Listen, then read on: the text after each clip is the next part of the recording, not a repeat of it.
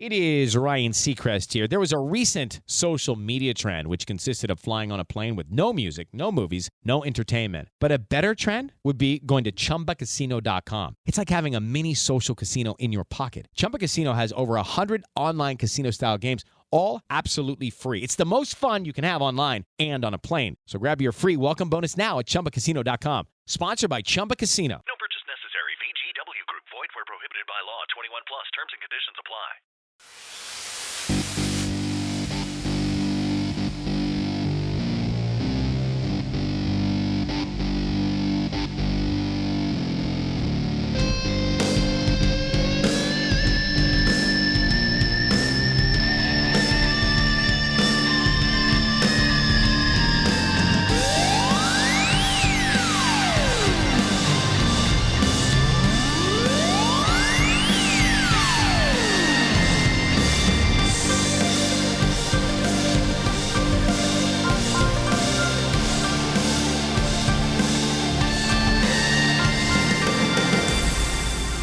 Everybody, welcome. It's that time again. Here we go. It's Matt Connarton Unleashed, and we are live from the studios of WMNH 95.3 FM in glorious downtown Manchester, New Hampshire. Also on Comcast 97 if you're in Manchester, streaming at WMNHradio.org, and of course on the Facebook, on the Matt Connarton Unleashed Facebook page.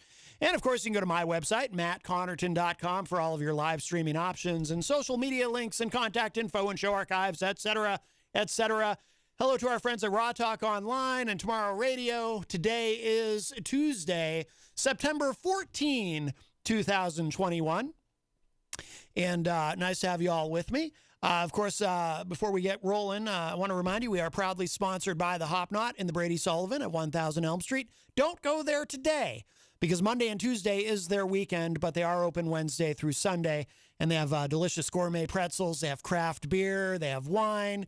Every Thursday night, they have trivia night, hosted by the great Bill Cini. Friday nights, our friend Grant Lampton, who will be here today in the second hour for his weekly Tweakonomics segment, not as Grant Lampton, but as Mike Sutterth. But, of course, on Friday nights, he transforms into Grant Lampton and performs live at the Hop Knot from 7 to 9 p.m., They've got a lot of other great stuff that goes on there, too. They're very involved in the community and other businesses, and really amazing what they do. So I always say great food, great service, and such a wonderful family that owns and operates it, and we're so honored and privileged to have them as a sponsor. If you hadn't heard the news yet, by the way, if you're wondering why I opened with a couple of Norm Macdonald clips, Norm Macdonald passed away. News broke within just the last couple of hours. Actually, it popped up when I was doing my show prep. And age 61, apparently he had a decade-long battle with cancer that he kept very, very private. I guess his own family, many of them, were not aware that he was ill. So it was quite a shock because obviously, he kept it really, really quiet. So pretty bummed out, as I know a lot of us are. Norm Macdonald, in my view, really kind of underrated. He's one of those comics who not everyone liked him. Not everyone thought he was funny. He had a certain kind of delivery that wasn't for everyone. He's not like, he wasn't like a Jerry Seinfeld who, anyone can get what he's doing and understand the presentation. Norm had such a dry delivery, and he was unique in that way, in the sense that no one really sounded like him or had his cadence or his way of sort of constructing a joke. And so not everyone appreciated Norm Macdonald, and that's fine. Everyone has different tastes. You're not, not criticizing anyone who didn't enjoy Norm Macdonald or wasn't a fan. But personally, I adored him. He would definitely be in my top 5 as far as comedians of all time. Absolutely. I thought he was underrated, and I just one of the funniest people on the planet, in my view. And so very, very sad to see this news. I became a fan, as I'm sure many people did, particularly people from my generation, back in the 90s when he was on Saturday Night Live. And for a number of years, maybe 5 years, he was the anchor on Weekend Update, which growing up had always been my favorite segment of Saturday Night Live, Weekend Update. But Norm Macdonald, he was kind of an unusual choice in that he sort of looked like an anchor man at that time, but he didn't talk like one. And just the way he would deliver the jokes, I was smitten immediately. I just thought, to me, not only is he would he easily be in my top 5 of favorite comedians of all time, my number 1 favorite Weekend Update anchor of all time. I thought Norm was the best. He ended up getting fired. Hello, it is Ryan, and I was on a flight the other day playing one of my favorite social spin slot games on ChumbaCasino.com. I looked over at the person sitting next to me, and you know what they were doing? They were also playing Chumba Casino. Coincidence? I think not. Everybody's loving having fun with it. Chumba Casino is home to hundreds of casino-style games that you can play for free anytime, anywhere, even at 30,000 feet. So sign up now at ChumbaCasino.com to claim your free welcome bonus. That's ChumbaCasino.com and live the Chumba life. No purchase necessary. VGW Group. Void where prohibited by law. See terms and conditions. 18+. First, they removed him. I don't know how many people know this story. You can Google it. I might get some of the details wrong, but so they actually removed him from Weekend Update, even though, I mean, I thought he was hilarious, and most people I know who watched SNL thought he was hilarious as the Weekend Update anchor. But there was an NBC executive named Don Ohlmeyer, and Ohlmeyer apparently told Lorne Michaels, who runs at SNL, told him, get him. This is the story that's out there. Norm Macdonald himself never fully confirmed it, but the story was Don Ohlmeyer told Lorne Michaels, get him out of there. I don't think he's funny. And Lorne Michaels, who normally, this will make sense when I get to the conspiracy theory part of it. Lorne Michaels, who normally, as far as anyone knew, didn't let anyone at NBC really tell him what to do. Lorne acquiesced and pulled Norm Macdonald out of Weekend Update. And then he was a regular cast member appearing in sketches, but he was no longer the Weekend Update anchor. They replaced him with, I'm blanking on his name now. Who was the next guy? I can totally picture him. I'm blanking on his name. I also thought he was very funny. Can't remember his name. Somebody in the chat room will know who replaced Norm Macdonald. But then, but this was like a mid-season thing. Like right in the middle of the season, they replaced him on Weekend Update. And then so he finished out his contract. I guess his contract was up that year, or maybe it was a year-to-year thing. He was, appearing in sketches, but was no longer on Weekend Update. Whereas when he was a Weekend Update anchor, you'd very rarely see him in a sketch. No, not Seth Meyers, Veronet. There was somebody before. There was somebody in between. This goes a little ways back. He had been on MTV before that. Oh, it bugs me. I can't remember his name. Someone will know. Anyway. Nope, not Dennis Miller. Dennis Miller was also great, Tony. I loved Dennis Miller. But he was actually before Norm Macdonald, not after. Dennis Miller was Weekend Update anchor in the 80s. Yeah, Dennis Miller would be probably my second favorite Weekend Update anchor ever, with Norm being number 1.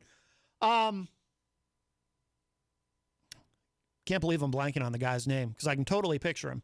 Anyway, so that's why Norm Macdonald was removed, supposedly, from the Weekend Update desk. Don Ohlmeyer at NBC told Lorne Michaels, I don't think he's funny. I don't understand why you think he's funny or why anyone else thinks he's funny. Now, the conspiracy part of it, which makes a lot of sense, is those of you who are old enough to remember and who watched the show at that time might recall that Norm Macdonald did a lot of OJ jokes because the OJ trial was going on. And Norm would do some pretty rough jokes about OJ. And Don Ohlmeyer happened to be very good friends. Yes, Gonzo got it. Yes, Colin Quinn. Thank you, Gonzo. Colin Quinn replaced, if I have my timeline correct, Colin Quinn was definitely after Norm Macdonald. I don't think there was anybody in between. I believe Colin replaced Norm. But Don Ohlmeyer was good friends with OJ. So the theory is the real reason that Don Ohlmeyer went to Lorne Michaels and said, get him out of there, is because he was personally offended by all the OJ jokes. And you can go on YouTube. Don't do it right now, please. Do it later after the show. But you can go on YouTube. I know because I've done it. You can go on YouTube and just type in Norm Macdonald OJ Weekend Update and find entire compilations of just, all the OJ jokes that Norm Macdonald did on SNL. Oh, Melanie La Liberty in the chat room says, recently found the OJ jokes. They were hilarious. Yeah. So anyway, geez, not only there, but Norm, there's, and again, it's on YouTube. You can find it easily.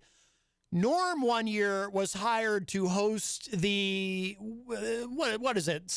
I'm not a sports guy, some sort of ESPN awards or something, like the ESPYs, I think they call them, some sort of sports thing. And Norm was hired to host the show, and he comes out and does his opening monologue and puts in an OJ joke. And this was like after the OJ trial and everything, but it was an OJ joke that he had somehow found a way to relate to a current player. And it was just like, something about, I hope so-and-so, whoever the player he was talking about, doesn't end up murdering his ex-wife and a waiter or something. And like gasps, not laughs. I mean, there were some laughs, but when he delivers the joke, and you can find it on YouTube, when he delivers the joke, there's like, you can hear the gasping in the crowd, like, whoa, like they were not expecting quite that. But that was Norm. That was Norm. He would say really shocking things with that very dry delivery. And that was part of the genius of Norm Macdonald. And his, another thing you can look on YouTube if you've never seen it is he was on the very last show that David Letterman did, The Late Show with David Letterman. Norm Macdonald was on the finale, or at least he was on that final week. I think he was on the very last show, and he actually, he tells Dave how much he loves him, and it's the one time you ever see Norm Macdonald getting emotional, and he actually tears up. It's quite a moment. We have a call. Hi, welcome to Matt Connarton Unleashed. Who's this? Hey, Matt, Ronnie. Hey, Ron. How are you? Very good, thank you. And did I hear you have Gonzo and Baronet on your show today? No, they're both in the Facebook live chat. Oh, okay. Well, hello via Facebook. Yes. But, back to Norman. You know what I used to get a kick out of? He used to always give Alex Trebek's show a hard time. And, he'd be wearing that Burt Reynolds hat. Yes. But he had that one skit where he did the penis is mightier or something like that. Yeah. I sort of remember that, but I vividly remember, yes, he was, that was a recurring thing. That was actually one of the few sketches he was in, because you wouldn't see him in a lot of sketches. Usually you would only see him on Weekend Update because that was his thing. But he would occasionally show up in a sketch. And when they would do Jeopardy with Will Ferrell as Alex Trebek and Norm Macdonald would play Burt Reynolds, and it was extremely funny. Yeah, it was a good show. He just was tearing apart Alex Trebek or Will Ferrell, Yeah. Done matched perfectly, the two of them. Oh, yeah. And they both kept character perfectly. Yeah. Veronet in the chat says, yes, he did the best Burt Reynolds impersonation. Absolutely. Yeah. Very good. Hey, you didn't happen to catch Peter's show. I know you're doing your own, but you catch Peter's show today towards the end? I did not. I usually do hear the last part of it because I have it on in the studio here while I'm getting ready for my show. But for whatever, I was looking for Norm audio to play, so I wasn't paying attention to Peter's show. Why? What happened? It was like unbelievable. I guess we'll hear more about it tomorrow. But some girl called in, 26 years old. Yeah. Knows the Moose, and she's in town with her and her friend, and I guess they've dated. She likes all the guys. It was a hot show. I mean, it was like, holy cow! It was like, we shouldn't be calling them Moose. We should be calling them Sly Fox. It was unbelievable. Oh, very nice. Sounds like love is in the air for the Moose. Yeah, the secrets he doesn't tell us, So tomorrow we're going to be digging it up. Well, he's see a what big. we can find out. Peter was like, "Geez, I wish he wasn't working. I'd call him right away." He's a big celebrity. You had to hear the show to get the gist of it. Very interesting. I will check that out. There you go. It's towards the end of the show. The last half hour, you'll catch it all. Okay. All right. Sounds good. All right, guys. All right, Ron. Thank you so much for the call, my friend. Take care. You bet. Bye-bye. Bye-bye. Always nice to hear from Ron. Yeah, I will have to listen to that. Of course, the morning show weekdays from 7 to 9 a.m. With a replay from 2 to 4 p.m. right before this program, hosted by, of course, the great Peter White. And yeah, the Moose was on. Was it Actually, it was yesterday, right? Was it yesterday the Moose was on? Joel the Moose Elber, of course, for those who don't know. Well, that opens up a line for you, 603-250-6007, 603-250-6007. You can also text us at 617-917-4476. Tweet me at Matt Connarton, or send an email to matt@mattconnerton.com.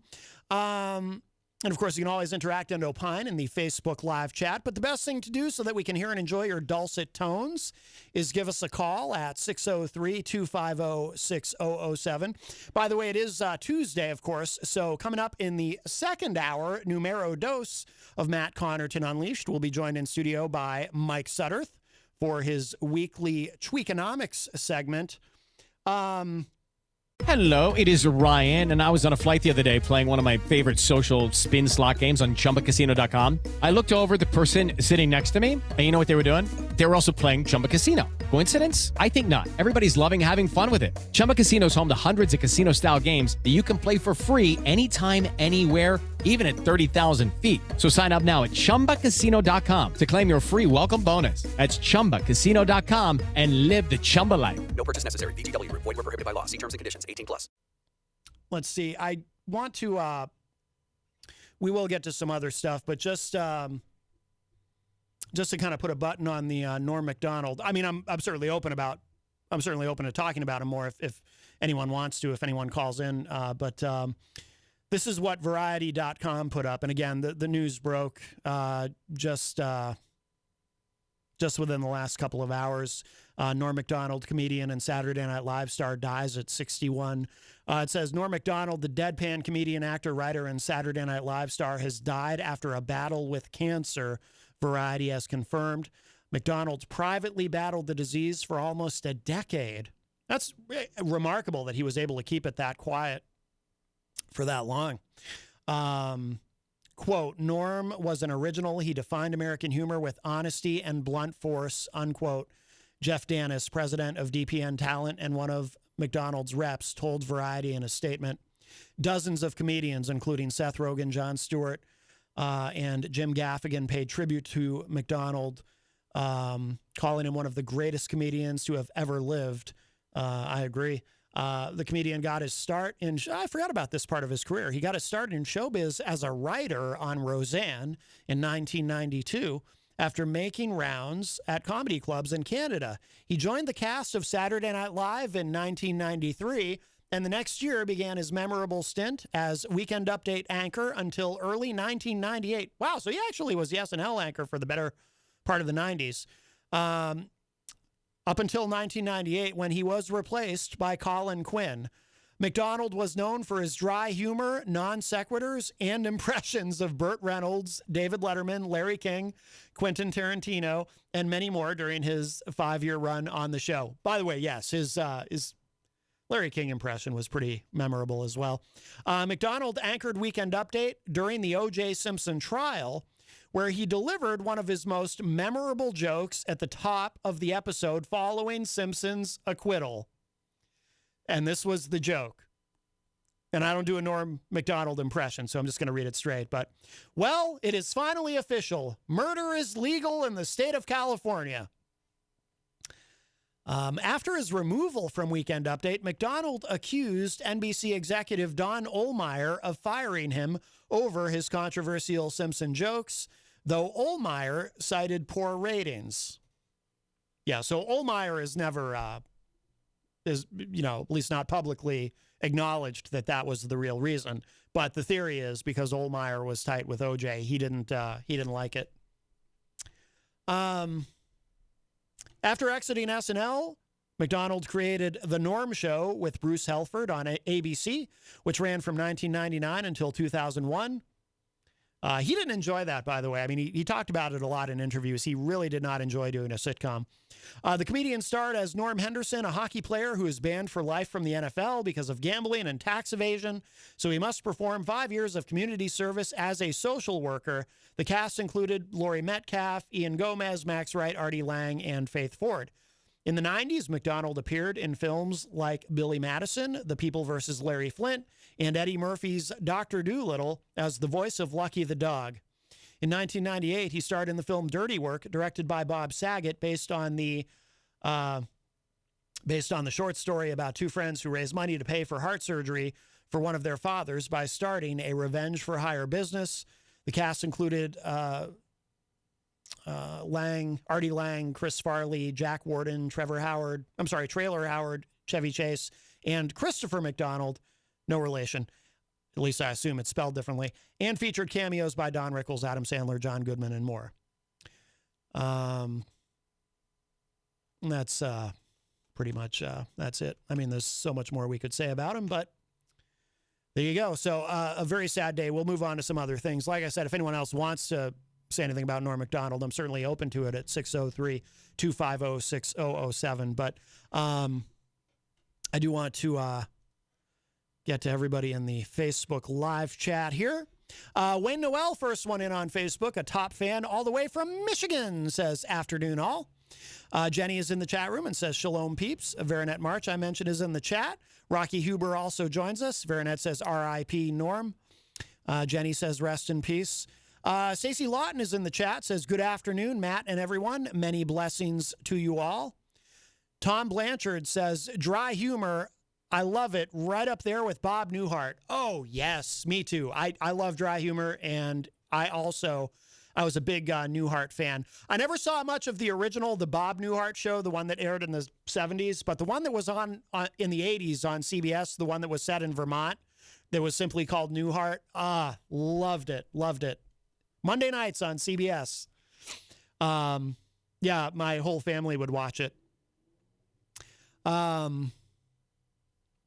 Let's see.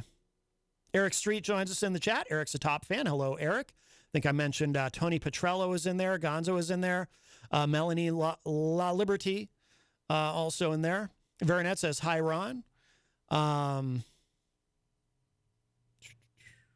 Veronet says, debating on my Halloween costumes this year. Might dress up as Crazy Joe.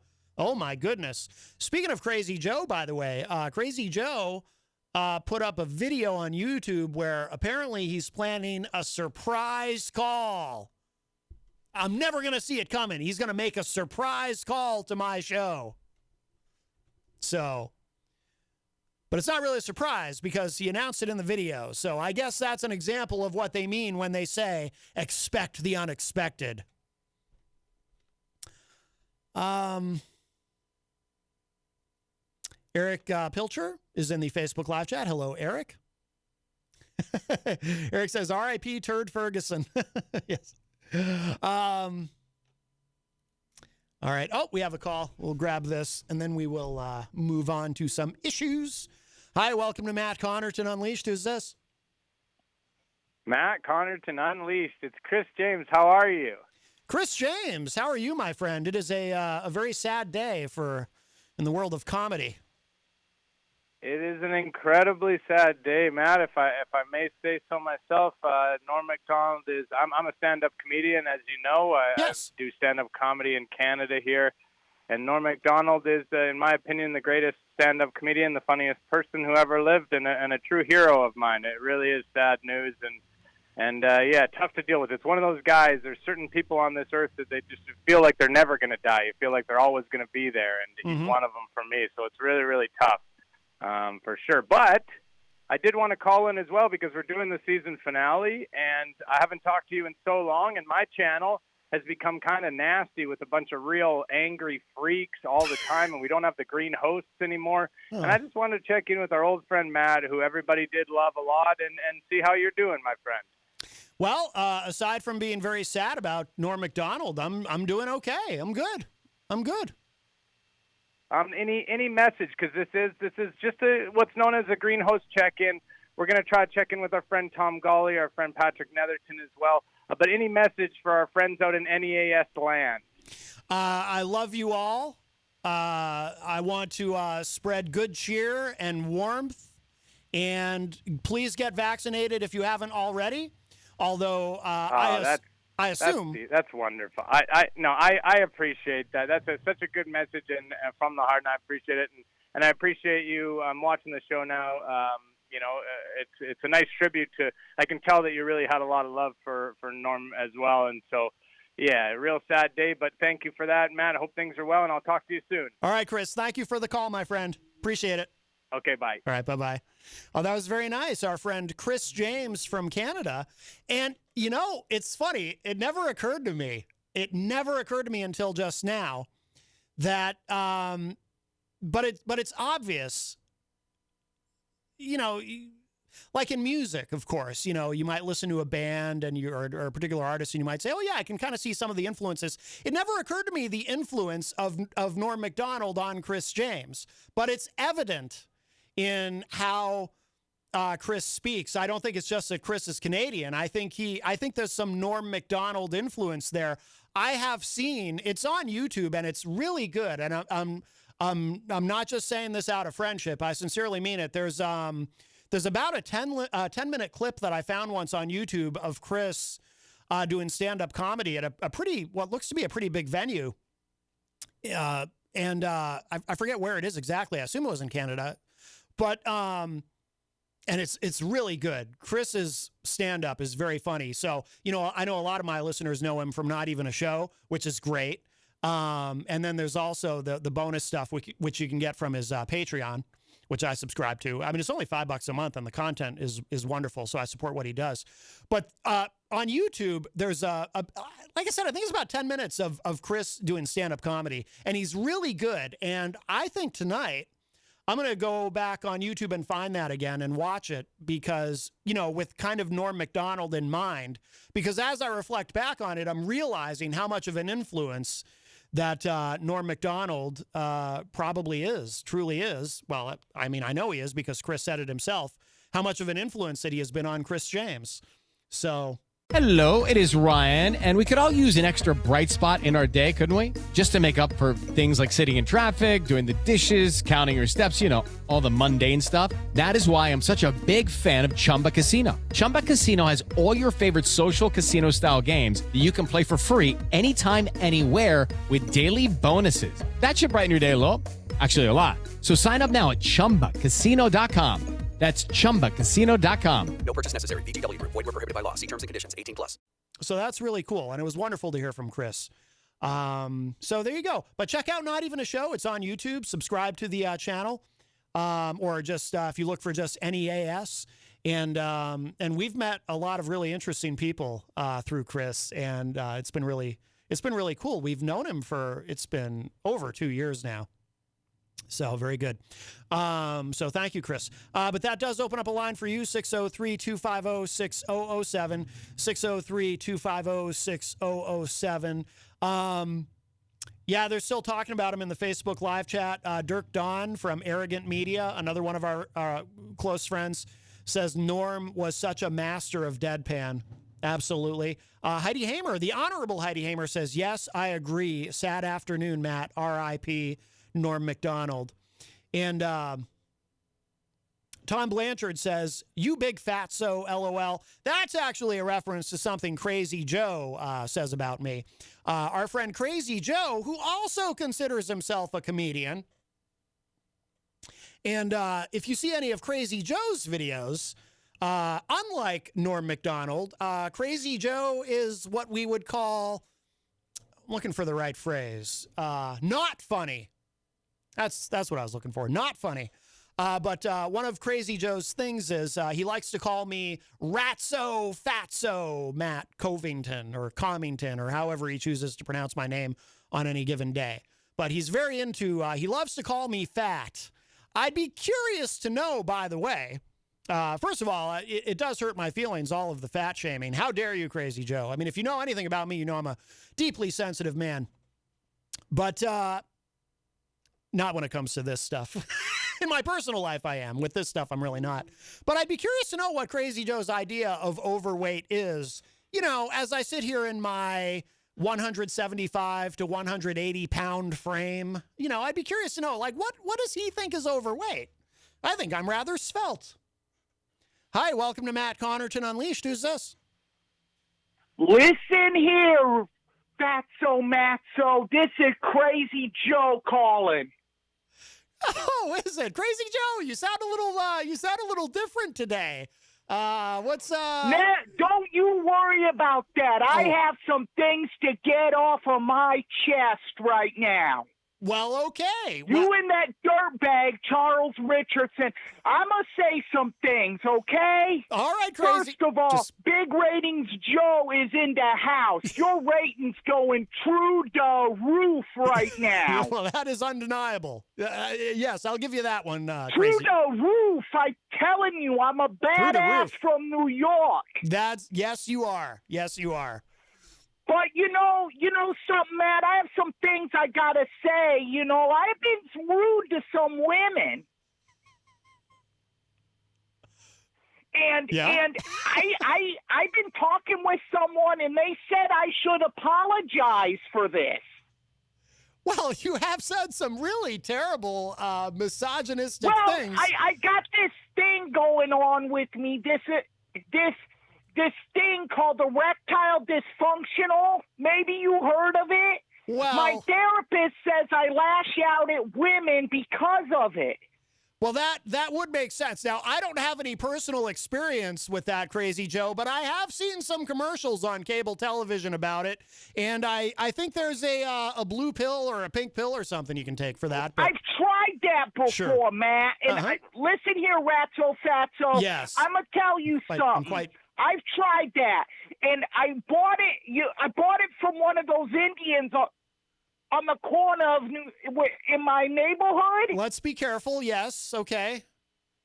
And I took one pill, it didn't work. Mm-hmm. So I took a second pill, it didn't work. Mm-hmm. I took a third pill, it didn't work. Mm-hmm. And then all of a sudden, they all worked at once. Well, sounds like you had quite an afternoon. Yeah, and you know what? It's all the women's fault.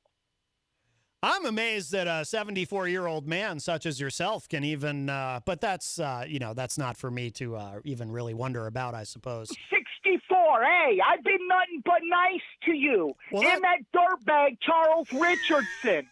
And that arrogant media cocksucker. Oh, can't say that. Can't say that, Crazy Joe. I'd hit the dump button on that. We're on FM, my friend. Oh, I'm so sorry. Yeah. I'm sorry. Whoever, I'm sorry. But I tell you, that Dirk, that vaping idiot, he gonna get his. Right. There's some pretty ridiculous pictures of Crazy Joe floating around that I'm not a fan of. There's this one that looks like I have milk on my face. Right, yes. We're all familiar with that one. You don't need to explain it in any more detail. But, hey, nothing wrong with enjoying a delicious glass of milk. It shows you're secure. I know what you're getting at there. Mm-hmm. You and your people. My show is going to blow up. Blow up. It's going to be like your buddy Norm Macdonald's Weekend Update. Wow. Well, he was removed from that, though, at one point because people... Well, see, you and your people trying to get me removed from everything. No. Yeah. Well, well, but Crazy Joe... Yeah. But you insist on blocking everyone from your Facebook page. I'm trying, but they keep coming back. I don't get it. I block them and they come back. Yeah, that is true. Yeah, I don't know why that is. You must need to adjust your settings. I'm not sure what's happening there.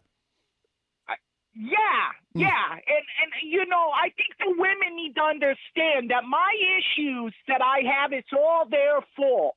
Just like my issues in trying to get my show started, the Crazy Joe show, it's your fault, Matt. Your fault. I think that something we have learned, Crazy Joe, from watching all of your videos is that all of your problems are, in fact, someone else's fault. Matt, I can't do this anymore. This is Eric from Cedar Rapids. Well, Eric, it was you kept it up for longer than anyone could have. You did great. You did great. How are you, Eric? I had to. Yes. Sorry, everyone. No, don't Might apologize. have taken it a touch over the top there. That's okay. I did have to hit the dump button on one thing because we're on FM, but it'll still be in the podcast. So, okay. So that's fine. I'm sorry, Matt. My apologies on that. But that's all right. I keep watching his videos because it's like a train wreck. You want to look away, but you really can't. Yeah, of course. Of course. Absolutely. One of life's great joys is getting a notification that there's a new Crazy Joe video, as repetitive as they are, and they are repetitive. But he did announce in his most recent video that I can expect a surprise call from him. I'm hoping that he heard my impersonation and that jump starts him calling in. Yeah. Well, we'll see. Before I go, I wanted to chime in on a Norm Macdonald memory. Oh, yeah. He might not have been a fan of the Norm show, but there was an episode he did with Abe Vigoda, and it was just absolutely hilarious. And him, Laurie Metcalf, and I believe Artie Lang with Abe Vigoda mocked a scene in The Godfather as a part of the ending credits. Oh, no kidding. And I thought it was funny when I saw it. I was in middle school at the time and hadn't even seen The Godfather. Then when I saw The Godfather, I got it. Yeah. And thought it was even more hilarious. He truly was an underrated visionary. Yeah. And just deadpan delivery. And the ESPYs are a joke, but with Norm Macdonald as a host, they meant something. Yeah. So you remember that. You've seen the clip where he tells that OJ joke and the crowd is kind of like, they don't know how to deal with it when he tells that joke in his monologue? You know, and it's a great moment. Look, it is a great joke. And the problem is that he did it at a time where people still had OJ on this pedestal. People don't realize OJ didn't fall from that pedestal until he wrote that book that said, If I Did It, Confessions of the Killer. Oh, yeah. That's when the fall from grace started. People still held him in high regard until that happened. And then Ron Goldman came out and said, I still haven't seen 1 cent from the settlement. And that's when things went really haywire for him. So it was a funny joke. And nowadays, NFL players are in so much trouble that you can just draw one out of a hat and you can make a joke about them. But back then, it was taboo, but I didn't see a problem with it. No. Well, I think when he fell off the pedestal depends on, your point of view. I mean, I think for a lot of people, he fell off the pedestal when they turned on the news and saw the white Bronco being chased by police, and OJ was fleeing the scene of what was to be his arrest. So, it all depends. But you're right. I mean, a lot of people in the sports world at that time, from what I recall, you're right, Eric, they did still hold him in some high regard, or at the very least, they were still willing to give him the benefit of the doubt because he had such a storied career in football. I guess. I'm not a sports guy, so I only know what sports fans tell me. Right. No, but, I understand that, and I am a sports guy, and I can say that, a majority of sports fans, their thing was he was found not guilty, he's not guilty, move on. Right. And there was no discriminating eye. There was no questioning it. And if you did question it, you you weren't labeled a racist, but you were looked at as, oh, it's because OJ is black. And it was kind of the beginning of sports turning woke in a way. It drew it out many, many more years, but it was the beginning of that. It's interesting. And I hadn't thought about that. Well, there's a documentary, and if anyone's interested, you can go on ESPN Plus called OJ Made in America.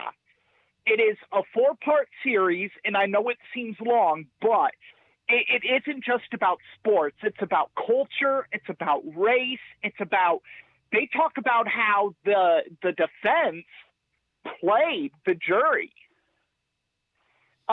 Because Johnny Cochran said, we have to make OJ black. And because he said it so many times throughout his career, I'm not black, I'm OJ. Yeah, yeah.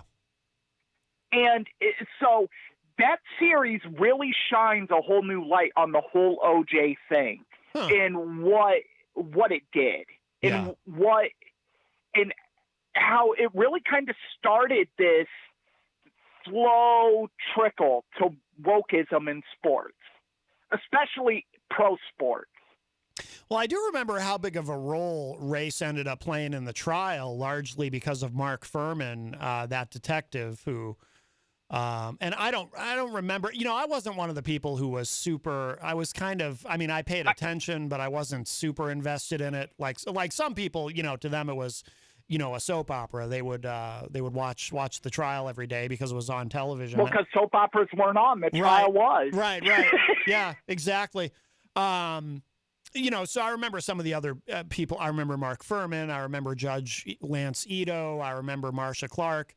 And some of these people ended up with media careers post-trial and directly benefited from all the media attention that they got. Oh, yeah. But I do remember. Yeah.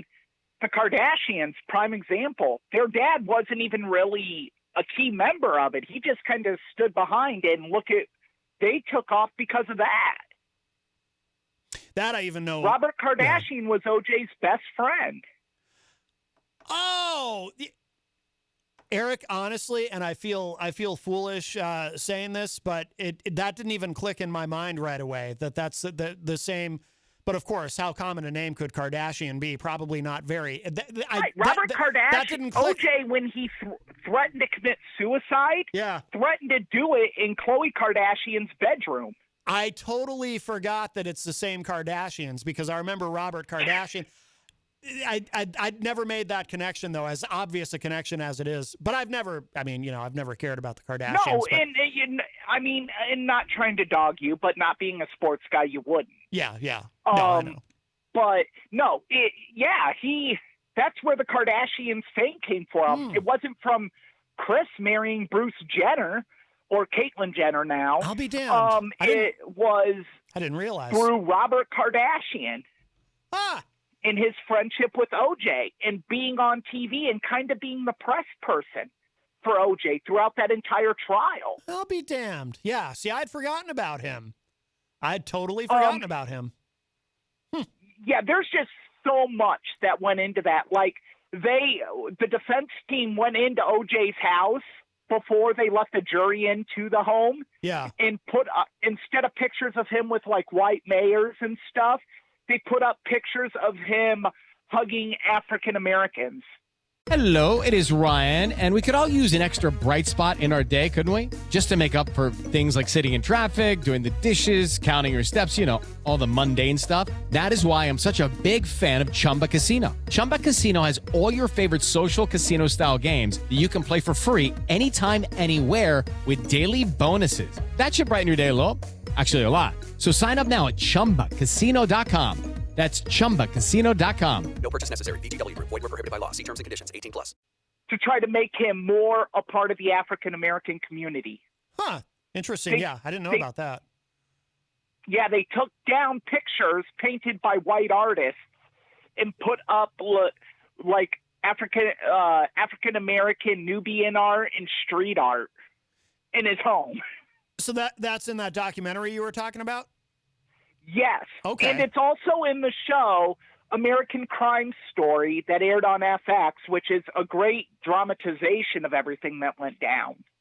Because I do remember that part of the defense is, and like I said, I only remember bits and pieces, but I remember part of the defense's argument about Mark Furman was that he was trying to set up OJ because he was black, and they were trying to prove that Mark Furman was racist. And I seem to recall some evidence to suggest that Mark Furman maybe did have some of that in him, but I always thought the idea that he was going out of his way to frame OJ Simpson was pretty flimsy, you know.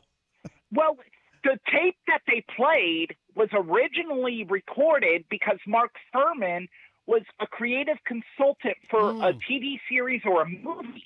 He sent this stuff to a movie producer. That's right. I remember that now. Yeah. Look, there are just things you cannot say as a human being. And I said that last time I was on your show. Mm-hmm. And the things Mark Furman said are up there.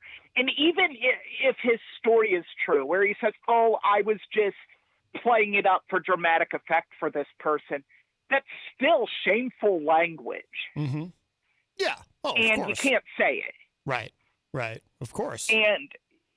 And really, the fact that they still allowed him to take the stand, even after that came out, was probably the second biggest misstep of the prosecution's strategy. Mm-hmm. I just remember being shocked that he was acquitted. And again, like I said, I wasn't invested in it in the sense that I wasn't watching it that closely, but my impression was there was a hell of a lot of evidence that he clearly committed those murders. And I remember just being stunned. We talked about it in middle school each day in current events. Yeah. And I said it then. The minute the glove didn't fit, I'm like, it's over. I mean, as much as your seventh grade mind can say in legalese, it's over. It was just like anyone could see that once that glove didn't fit, that it was over. It didn't fit. And then you couple that with Furman, and then Cato Kalin, when Cato couldn't remember times all of a sudden on the stand. Whatever happened to him? Cato Kalin. He hosts a late night show on the CW now. He was a TV judge. Huh. Like, not officially a judge, but kind of like a judge show, I think. Judge Cato. Yeah. Yeah. I really wouldn't trust his judgment on anything, but whatever. Yeah. Well, the whole OJ thing, it really, now everyone makes OJ jokes. So Norm Macdonald was probably, could say he was a visionary in that. Oh, yeah. But he's like, nah, I'm going to make fun of this. And he did. He was fearless about it. I mean, he was really fearless. And the whole thing with NBC was OJ had done football games on NBC Sports. For many years. Right. So that's how he and Don Ohlmeyer, that's how they got to know each other. And Saturday Night Live to air with minimal evasiveness during college football season, the NBC, Lorne Michaels needed the cooperation of Dick Ebersol of NBC Sports. So that's another one that was probably not happy with Norm's jokes. So that would explain it. So because Lorne Michaels needed that cooperation from Dick Ebersol, that all makes sense.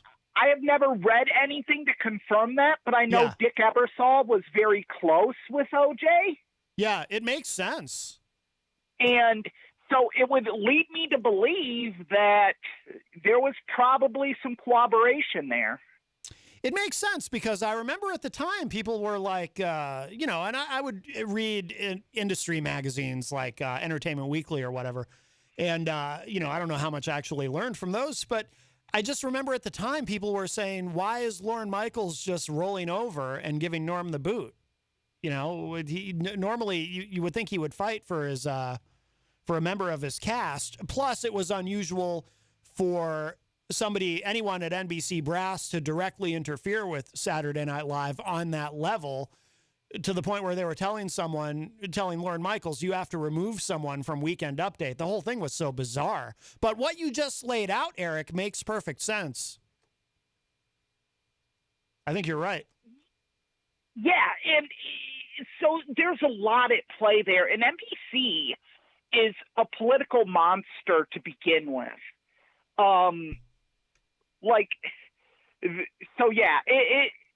Oftentimes NBC Sports clashes with Saturday Night Live, especially during football season, because they have the exclusive rights to Notre Dame home games. Yeah, and Notre Dame home games sometimes air in prime time and don't start until 8 o'clock. Well, do you remember they can kind of preempt Saturday Night Live, and there's always been a butting heads between Lorne Michaels and Dick Ebersol. Well, I was going to say, do you remember, Eric, when the XFL was on NBC and they had those Saturday night games? And I think it might have been the debut of the XFL. They had a game that ran really late and cut into Saturday Night Live, and supposedly Lorne Michaels was furious with the sports division. The Transformer blew. What? They blew the power truck. Oh, I don't know about that. At the game. Oh. Yeah. The game that was aired was week 2. Okay. And the power truck blew, and they didn't have a backup generator. Oh, so that delayed the game? Yeah. Oh. Because there was no power to the stadium or anything. Oh, okay. They blew a transformer. Okay. So it's dominoes. So that happens. That delays the game, and which then delays Saturday Night Live. Yeah. And, again, I hate to promote something else. The 30 for 30 about the XFL goes into great detail about that particular game. I need to and the see conversations between Lorne Michaels and Dick Ebersol. Well, I'd like to have been a fly on the wall. Oh, I can only imagine. During that time. Yeah. Usually I side on the sports side of it, but I side with Lorne Michaels on that. It isn't their fault that you didn't prepare. Right, exactly. Like, I've been a part of live sports productions. How do you not have a generator on hand? Yeah, that is surprising. You'd think they'd be prepared for any contingency. With what was at stake? So, no, there's tons of stories out there about NBC Sports and the issues with SNL. Yeah. I think they covered a lot of it in the book Live from New York, which is an oral history of Saturday Night Live. Oh, okay. There is a book. That must be is that a more recent? There was a book when I was a kid that had come out about Saturday Night Live. This is best way to put it is a tome. It's over 1,000 pages. Okay. It came out, I want to say, 8 to 10 years ago. Okay, that's not the one I read then. Okay, I read an older one. This one goes into details about everything from the initial airings up till present day when the book came out. It's very, very interesting to read the backstage issues and everything like that. Yeah, I might have to check that out because I love that kind of stuff. It's amazing. It's called Live from New York. Okay. Huh. It is an amazing book, and the writers of it really did a great job. And I'm a big fan of SNL. I learned a bunch of new things. Yeah, I've been a fan off and on over the years. I come and go with it. I didn't know that Bill Murray and Chevy Chase, how much they hated each other, even during the filming of Caddyshack. I know a little bit about that just from hearing Howard Stern interview Bill Murray. Actually, I think he interviewed both Bill Murray and Chevy Chase separately and asked them both about that because Howard will ask, anything. He doesn't care if it's Chevy uncomfortable. Chase is his own biggest fan. Right. But I think I've taken up enough of your time today, Matt. Well, Eric, it's always... I'm going to go back to my listening role, and always a hopefully pleasure. we get a visit from a crazy New Yorker. It very well could happen. Always a pleasure, but we did enjoy your impression of him very much. That was, of all the people who've done impressions of him on the show, yours, I think, came the closest to sounding like him. Step into the world of power, loyalty, and luck. I'm going to make him an offer he can't refuse. With family, cannolis, and spins mean everything. Now, you want to get mixed up in the family business. Introducing The Godfather at ChumbaCasino.com. Test your luck in the shadowy world of The Godfather slot. Someday, I will call upon you to do a service for me. Play The Godfather now at ChumbaCasino.com. Welcome to the family. No purchase necessary. VGW Group. Void where prohibited by law. 21 plus. Terms and conditions apply. I was a little bit. I actually messaged Dirk before I did it. Did you? Yeah, I'm like, I don't want to make Matt mad. Oh no! Why would you? Why would that? And basically Dirk's cool. He is. He's a great guy. Everyone should love Dirk. Absolutely. No, I love. Yeah, Dirk. everyone should. Yeah. Absolutely. We love Dirk. He does a weekly segment on the show. He does this. I don't even know what he has planned for tomorrow's segment. He does. I listened to it last week, and he made the Insane Clown Posse interesting. I was shocked. Yeah. He's about the only one who could. I used to hate them guys. I used to bash on them pretty badly, but you know what? They wore face paint. They created a cult-like following, and they made millions off of it. If that isn't the American dream, I don't know what is. Oh, sure. I never hated them. I was always kind of indifferent toward them, but I never hated them per se. I hate's a strong word. Disdain would probably be a better word. Well, disdain is a lot like hate, but that's okay. Anyway, Eric, thank you.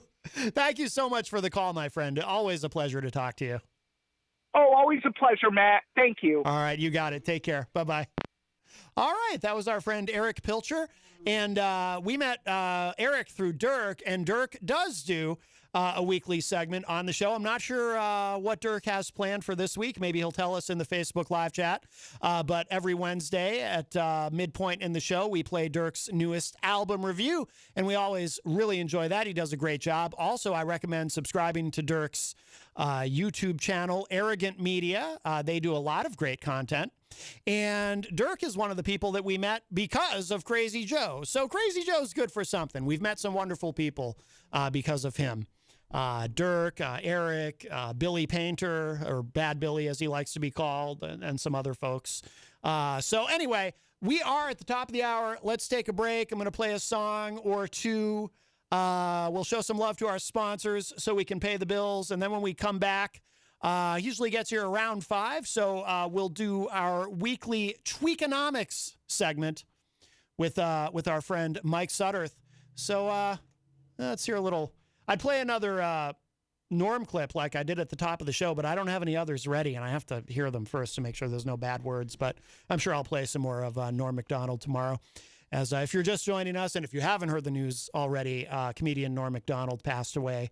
Was announced today at age 61 after a decade-long battle with cancer. So, very sad day. But let's take a break, and then we'll be back with hour number 2, a numero dos of Matt Connarton Unleashed. Coming up. Don't go away.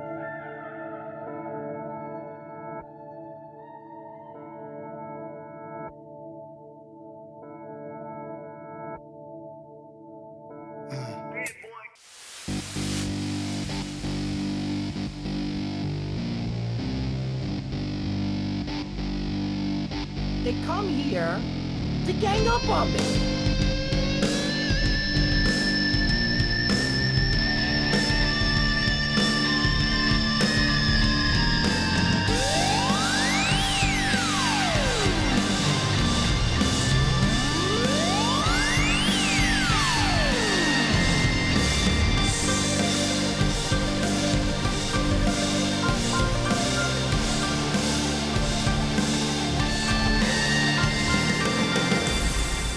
Welcome back, everybody. We are into hour number 2, numero dos of Matt Connarton Unleashed, and we are live from the studios of WMNH 95.3 FM in glorious downtown Manchester, New Hampshire. Also on Comcast 97 if you're in Manchester. Streaming on WMNHradio.org and on the Facebook, on the Matt Connarton Unleashed Facebook page. And you can go to my website, mattconnerton.com, for all of your live streaming options, social media links, contact info, show archives, etc., etc. Hello to our friends at Raw Talk Online and Tomorrow Radio. Today is Tuesday, September 14, 2021. Welcome, one and all. I do want to remind you, of course, that we are proudly sponsored by the Hop Knot in the Brady Sullivan at 1000 Elm Street. Don't go there today because Monday and Tuesday is their weekend. But you can go there tomorrow. You can go there Wednesday through Sunday. They have delicious gourmet pretzels. They have craft beer. They have wine. They have board games. They have Grant Lampton, who performs live there every Friday night. Grant's alter ego, Mike Sutterth, by the way, is on his way. He will be joining us probably the last half hour. He's been detained, not by the policia or anything like that, but he is on his way.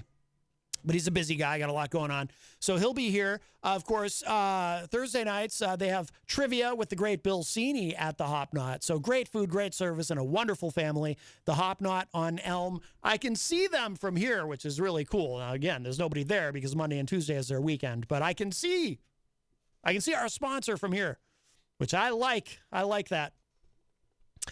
Let's see. Yeah, so Mike will be here probably last half hour, it sounds like. In the meantime, let me give the numbers, 603-250-6007, 603-250-6007. You can also text me at 617-917-4476. Tweet me at Matt Connarton or send an email to matt@mattconnerton.com. And, of course, you can always interact and opine in the Facebook live chat. But the best thing to do so that we can hear and enjoy your dulcet tones is to call us at 603-250-6007. And, of course, if you're just joining us, if you haven't heard the news already, we'll just mention it briefly again. Norm Macdonald, like I was saying earlier, one of my top 5 favorite comedians of all time, passing away today at age 61. If you were a Norm fan, you'll definitely want to go back and check out the first hour of the show because we talked about him quite a bit. And, of course, we do archive the shows at WMNHradio.org and at mattconnerton.com. And I'm open to discussing anything you like. If you want to talk about Norm, feel free to call in or we can talk about anything, really. Left to my own devices, I do have a couple of things I'd like to get to. And then when Mike Sutterth gets here, we'll do our weekly Tweakonomics segment, which we always look forward to. But, yeah, today's, like I said, very, very sad news. Norm Macdonald, one of my absolute favorites. I opened the show today with a couple of clips from appearances that he did on Conan, and they had a great rapport. Those are a lot of fun to watch. I might find a couple more of those for tomorrow's show, so we'll see. Just looking at the Facebook live chat quickly. Just want to make sure we acknowledge anyone in here that we didn't already. By the way, we enjoyed Eric Pilcher's call there as Crazy Joe. That was a really good Crazy Joe impression. I mean, I knew it wasn't actual Crazy Joe. If Eric could have made his voice just a little bit raspy, I think he would have been dead on. But that was very, very good. He had his intonation down, his cadence. It was really good, really good.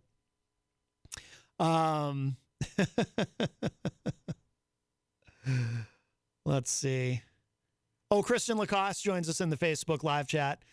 Christian says, wait, did I miss it? Did Joe make his surprise call in? DJ Midas is in the chat as well. DJ Midas, of course, part of the WMNH family. He is the host of Late Night Delight, which you can hear every Saturday night from 12 midnight all the way to 4 a.m. with a replay on Sunday night if you missed it. I wanted to... There's a couple things I had in mind. Well, we should talk about it. Somebody mentioned it in the chat room. Oh, Joe Friday is in the chat and says, how do you gentlemen feel about Caitlyn Jenner running for governor? We should talk about it because that's today. the election in California, the special election, the recall election of Gavin Newsom. I think he's going to end up winning and keeping his governorship. But Caitlyn Jenner, one of the celebrities who jumped in, I don't get the impression there's as many celebrities this time around. The last time they had a recall election, when they recalled Gray Davis, what year was that? Was that 2002, maybe? When they recalled Gray Davis, the Democrat who was governor at that time, and that's how Schwarzenegger became governor. But I remember there were so many celebrities who were running that they actually did on Comedy Central at the time. They did a mock game show called Who Wants to Be the Governor of California? And it was just a one-episode thing. It was an hour long, but they made a game show out of it. And adult film star Mary Carey ended up winning the game show. But sadly, it was non-binding. So even though she won the show, she did not go on to be governor of California. But I remember they had Gary Coleman was on the show. But I think Gary Coleman was actually on the ballot too, wasn't he? Step into the world of power, loyalty, and luck. I'm gonna make him an offer he can't refuse. With family, cannolis, and spins mean everything. Now, you wanna get mixed up in the family business. Introducing The Godfather at ChumbaCasino.com. Test your luck in the shadowy world of The Godfather slot. Someday, I will call upon you to do a service for me. Play The Godfather now at ChumbaCasino.com. Welcome to the family. No purchase necessary. VGW Group. Void where prohibited by law. 21 plus. Terms and conditions apply. And Mary Carey. I think the people on the game show were all people who were on the actual ballot. But Schwarzenegger came out on top. Jenny in the chat room says towards the end he sounded like the My Pillow guy, referring to Eric's Crazy Joe impression. Stephen M. Branch, that's a new name in the Facebook live chat. Stephen says, weird hearing someone else talk about Crazy Joe. It's been like 5 years. Well, I don't know who you are, Stephen M. Branch, but it sounds to me like you have some history with Crazy Joe. So let's be friends and compare notes, because we have met a lot of wonderful people through Crazy Joe. But this is the newest update. This is from Reuters. California voters deciding governor's fate in Republican-led recall. I created an amalgam of recall and lead and made red. California voters today are deciding whether to recall Governor Gavin Newsom in a special election that will test the power of a Republican Party still dominated by former U.S. President Donald Trump in a deeply Democratic state. Newsom, a first-term governor and former lieutenant governor and San Francisco mayor, is fighting for his political future in only the second gubernatorial recall election in state history in 55 attempts. I don't mean to be distracted by this, but Stephen M. Branch in the chat says, I have a Google Drive link you might be interested in. What's your email? Matt@mattconnarton.com. And Connarton is CONNARTON. Matt@mattconnarton.com. Please send it there, Stephen. Thank you. Eric Pilcher says, Matt, both Mary Carey and Gary Coleman were on the ballot. Okay, very good. Mail-in voting began nearly a month ago with in-person. Oh, no, mail-in voting. Oh, no, the Democrats are trying to steal it. Oh, no. Sorry. Mail-in voting began nearly a month ago with in-person voting taking place on Tuesday and the polls closing at 8 p.m. Pacific time. The campaign to oust the Democratic governor began with a conservative Republican group and gained steam during the pandemic. Conservatives, angered by Newsom's liberal policies on LGBTQ rights, immigration, and crime, also became infuriated by his decision to close schools and require masks and vaccinations against COVID-19. Oh, the horror. Dirk is also very interested in that Google Drive link.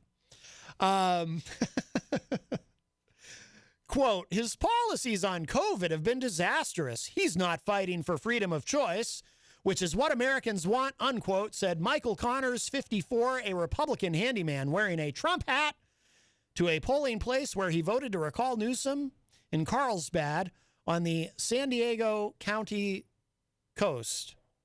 Carlsbad is a great name for a place, by the way. I'd like to live in a place called Mattsbad. I think that'd be fun. It says here, another voter in favor of recalling the governor cited Newsom's pandemic response and its impact on small businesses. Republican hair salon owner Taylor Livesley, age 31, said, quote, I'm a small business owner and my son was out of school almost a year. I don't believe in vaccines being mandated, unquote. The removal of Newsom would likely embolden Republicans in one of the country's most liberal states and set off alarms among Democrats, coming just over a year before the 2022 elections that will decide control of Congress. Recall also could mean the end of Newsom's political ambitions, widely believed to include possible runs for the U.S. Senate or the presidency. I can see that. Whether Newsom survives the recall or is replaced, the next gubernatorial election will take place in November 2022.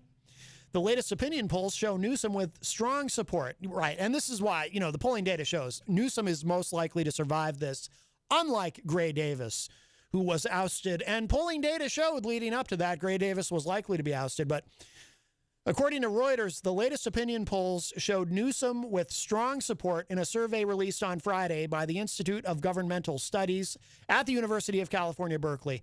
60.1% of likely voters said they favored retaining the governor, and 38.5% opposed him taking office. Democrats have returned twice as many ballots as Republicans so far in a 4-week early voting period, state data showed.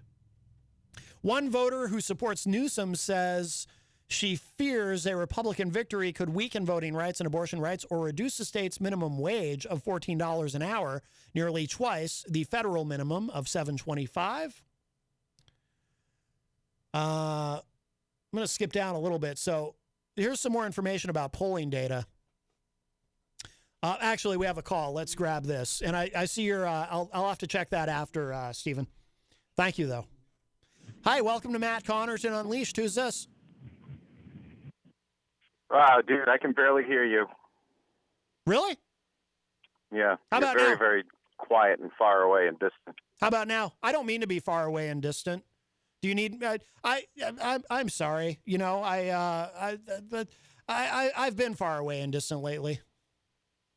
Well, it happens. I mean, I forgive you. I've got a lot on my mind, Paul. Yeah. Don't we all, man? I got a lot on my mind. Yeah.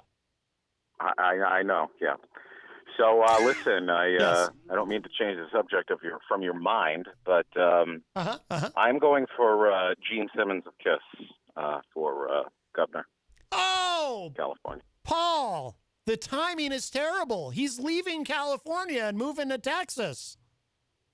He is? Yes, he sold. I don't know. I don't know if he sold the mansion yet, or if he's still in the process of selling. But Gene Simmons is actually leaving California. Is he going to run for governor of Texas? I don't imagine so, but he could. I mean, I can That'd be imagine great. him in a cowboy hat. Yeah, absolutely. And he could have David Lee Roth as his lieutenant governor. The problem, though, with Gene Simmons running for governor of Texas is he takes COVID very seriously. He has COVID, in fact, and he's very pro-vaccine. And, they don't like that in Texas. Gene Simmons has COVID? Yeah, both Paul Stanley. Paul Stanley's recovered. I'm not sure if Gene is still recovering. I think he, they're both. Well, wait a minute. They're vaccinated. Didn't he just call in the other day and say he was cruising Elm? If he's cruising Elm, why is, if he has COVID, what's he doing that for? Well, hopefully he's wearing a face mask, which he's used to. Didn't sound like it, but okay, whatever. I know, right? All right, Matt, I just wanted to interrupt you. All right, Paul. Well, do you want to plug Friday's show while you're here? Yeah, sure. You and I and Dan and DJ Steve will be doing metal covers. All your favorite pop songs from the 70s and 80s, metal versions. That will be a lot of fun. I'm really looking forward to that. Yeah. Friday night on Retro Spectrum Radio. That's right, 7:30 p.m., right there where you're sitting, Matt. That's right. You'll be here. I'll be over there. Dan will be there. Steve will be there. It'll be great. Oh, that's if they show up. Yeah, you never know with those guys. Right. Yes. Right. Okay, my friend, you carry on. I'm listening. I love your show. Take care. All right, Paul. Thank you. Bye-bye. All right, that was the great Paulie C of Retro Spectrum Radio with Paulie C, which you can hear every Friday night right here on WMNH, beginning at 7:30. Eric in the chat says the mansion is on the market, not sold. Ah, okay. Joe Friday says, I'm voting for Blue Oyster Cult. And Vicky Opine in the chat room says, dorks. I like that name, Opine, though. I like when people opine in the Facebook live chat. Well, that does open up a line for you, 603-250-6007, 603-250-6007. Reuters reports that Newsom's poll numbers have improved from earlier this summer when polls showed so few Democrats were planning to vote that his job was in jeopardy in a state where Republicans make up less than a quarter of the electorate. Yeah. I mean, that right off the bat. Just imagine, though. I mean, I don't know what the makeup of the state was exactly back in the early 2000s when they recalled Gray Davis. But I do remember some of what the media was saying about Gray Davis. And I seem to recall that people were really upset with Gray Davis because in a state, assuming that the makeup demographically in terms of the electorate, assuming it was similar then to what it is now and about only a quarter of the state was Republicans, can you imagine how horribly Gray Davis was perceived to be as governor to be recalled in a state where Democrats are so dominant? It says here, the polls changed Democrats' mindset from sitting back on the couch to saying, this is something we've got to do, said Paul Mitchell. Oh, I like his hair products, whose firm Political Data Intelligence analyzed state ballot return information. Ryan Seacrest here. When you have a busy schedule, it's important to maximize your downtime. One of the best ways to do that is by going to ChumbaCasino.com. Chumba Casino has all your favorite social casino games like spin slots, bingo, and solitaire that you can play for free for a chance to redeem some serious prizes. So hop on to ChumbaCasino.com now and live the Chumba life. Sponsored by Chumba Casino. No purchase necessary. VGW Group. Void where prohibited by law. 21 plus. Terms and conditions apply. Under California's recall system, voters are asked to vote yes or no on whether to recall Newsom. If more than 50% of voters say Newsom should be recalled, then the candidate with the most votes on the second question, even if less than a majority, automatically replaces him for the remainder of his 4-year term. Republican radio host and Trump supporter Larry Elder leads the slate of 46 replacement candidates. Elder, who has high visibility from his frequent appearances, on conservative Fox News, has vowed to remove requirements for vaccines and mask wearing. 7 of 8 randomly selected Republican yes voters in Carlsbad and Oceanside said they had voted for Elder.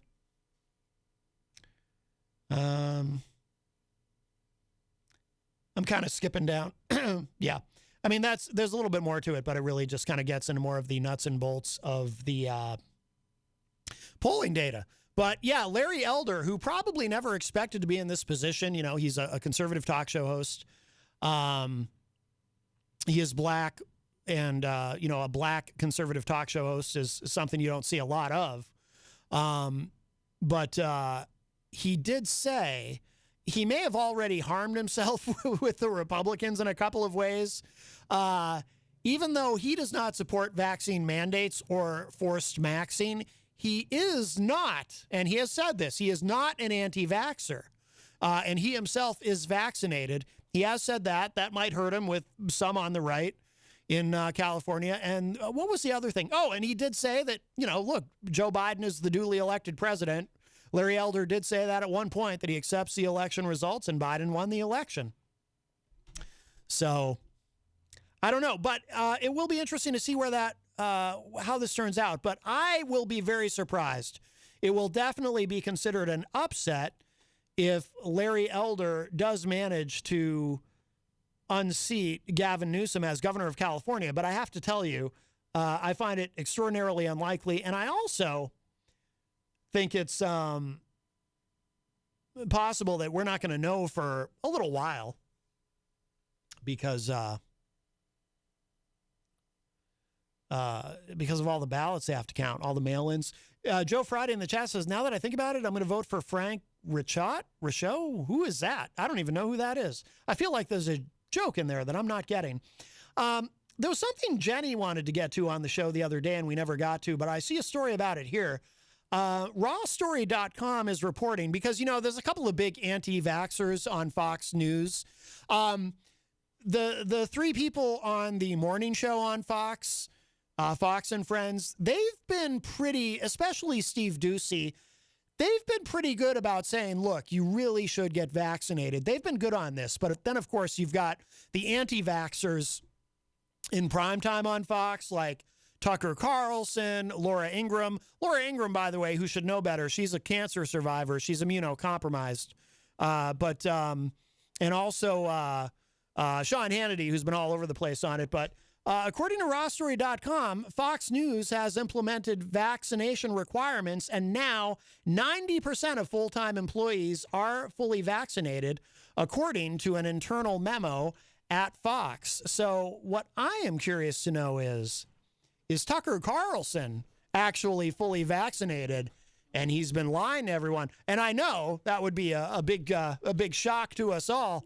But joining us at the news desk, there he is, the man of the hour, Mr. Mike Sutterth. How are you? I'm well, thank you. Good afternoon. Sorry for the delay, ladies and gentlemen, but apparently everybody's back to work and there is a commute involved now. Oh, yeah, absolutely. Yeah, I kind of noticed it earlier myself. Traffic seems a little heavy today. Yeah, and I don't work in Boston or anything like that, but I was a wee bit jammed up here, so we'll have to. Do you come up Route 3 or? No, sir. I come from the other side of the river up near exit 10. Oh, okay. But even that is school buses and all kinds of stuff. Oh, yeah. But I've got to plan that into my schedule here. I'm used to just kind of going where I want to, and especially into Boston. I was down in Boston this past weekend to pick up a friend from Logan Airport, and it was the weekend, so I said, okay, there's not going to be any traffic, and sure enough, there was lots of traffic. Yeah. You just never know. You never know. All right. Well, are you ready for the big Tweakonomics? Yeah, we're going to throw some stuff around here. As you and I know, and we talked off the air here that I had some stuff planned, but we're going to go in a different direction here. I'm learning lots about the public radio business here, on and off the air. And I did have a chance to speak to the guest that I was going to have come on here, but we're going to do something else.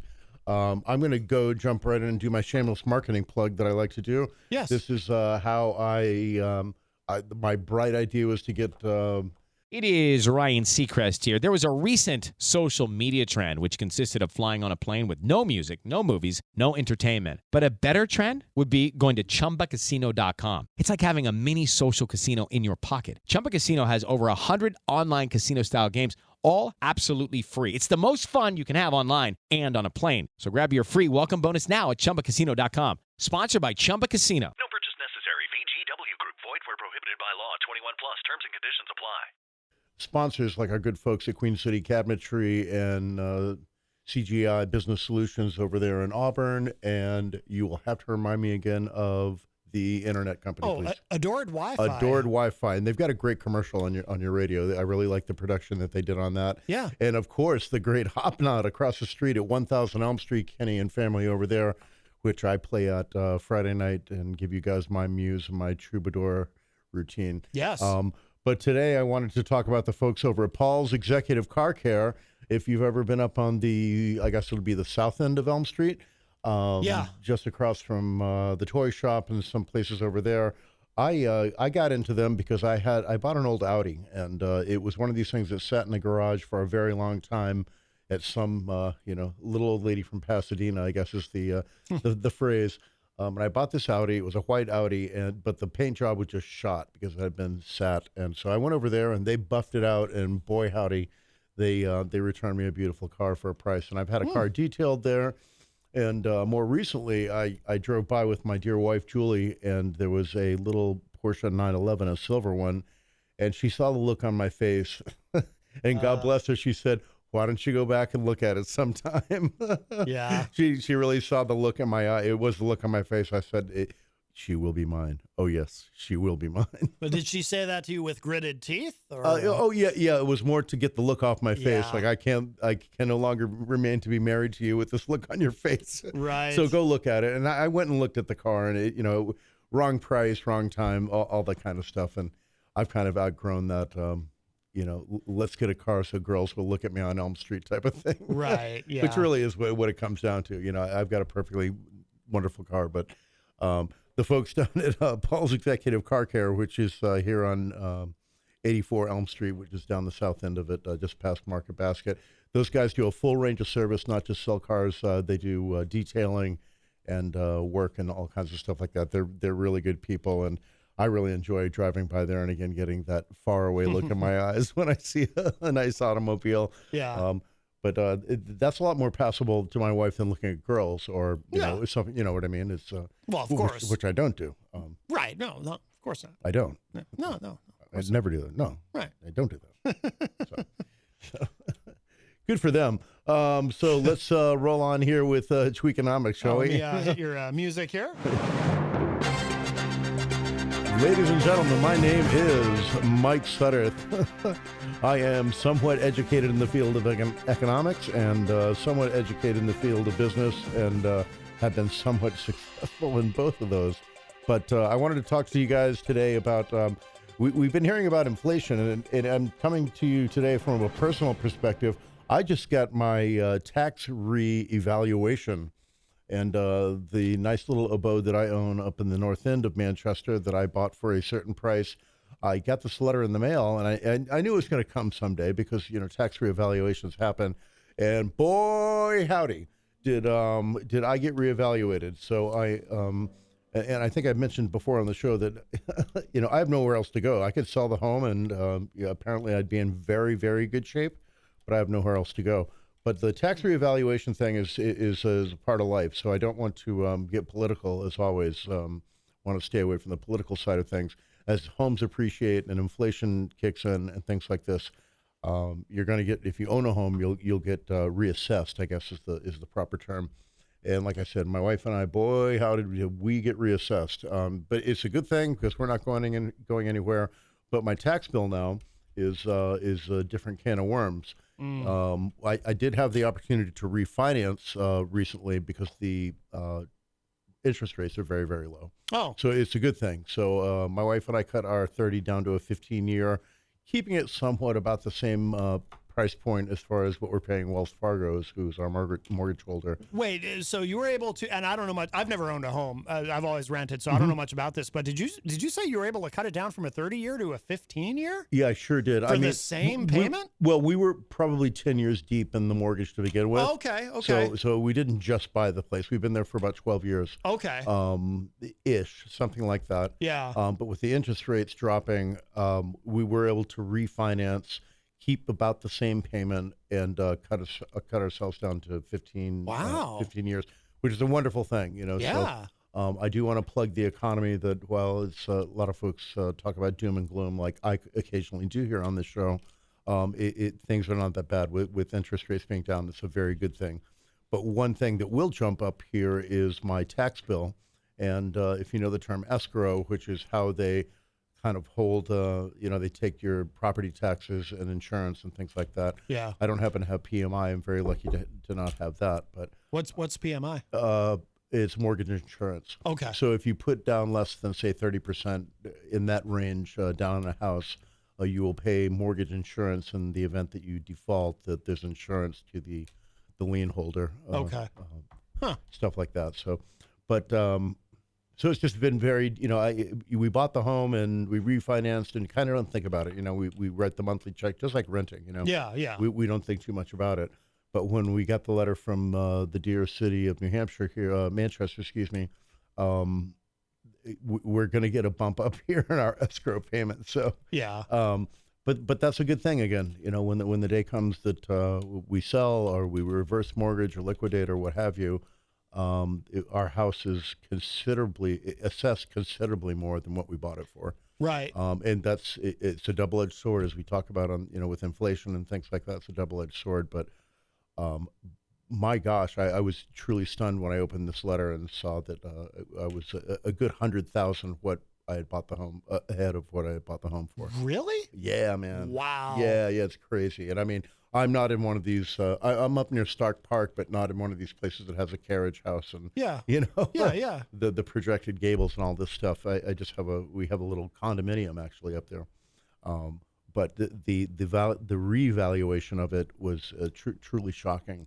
How that's going up. But we do have to remember that here in New Hampshire, how the state and the cities make their money primarily is on property taxes and the liquor store. Yeah. And the lottery, and beyond that, there's it's the liquor store, the lottery, and property taxes.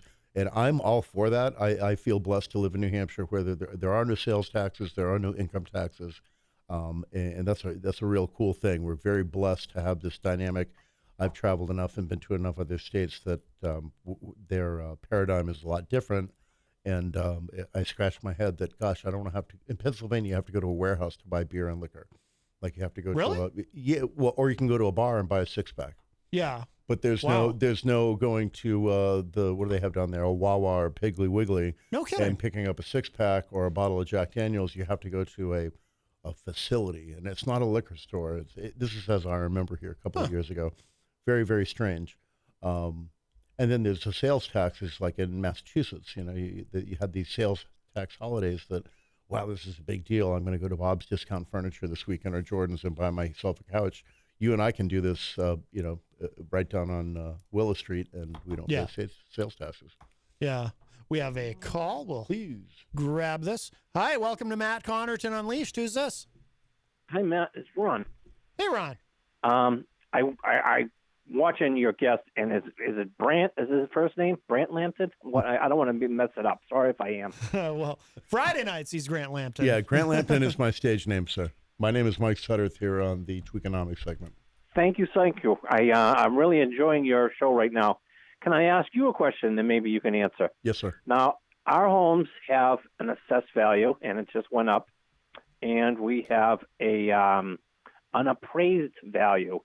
And can you tell me, does the appraised value have anything to do with the taxes that we pay, or nothing at all? That's completely my assumption, sir. And when I read this letter, you're right, is the appraised value. Now, the appraised value, you're talking about a letter that came from the city or the state, correct? Yes. Yeah, so that was my assumption when I got this letter. This is different than a home appraisal, like you're going to sell it and somebody, a firm comes in and gives you an estimated value. This letter that I got, I took at full-blown truth that this is what they're going to base my taxes on, going forward. So that's my assumption. I will tell you that I didn't make it past page 1 because I was so bamboozled by the value that gosh, do my wife and I get divorced and sell the thing and we go our separate ways with a pocket full of money, or? But it was just the value. To answer your question, that's my assumption, and if somebody knows differently, please call in and correct us. But to answer your question, that's my understanding. Well, you know something? I really wish to God I could read lips, because it seems like something, for some reason, so many times when I call in on Matt's show, I get a volume that goes up and down and up and down. So I'm not going to ask you to repeat it, but I only heard half of what you said, and it's a pity. I don't know what it is. I tried to put my phone in a more, in an area closer to my ear, but I don't know what it is. It's just. Are you listening on a car phone? 1 second I can hear you clearly, and then I don't. Are you listening on a car phone by chance?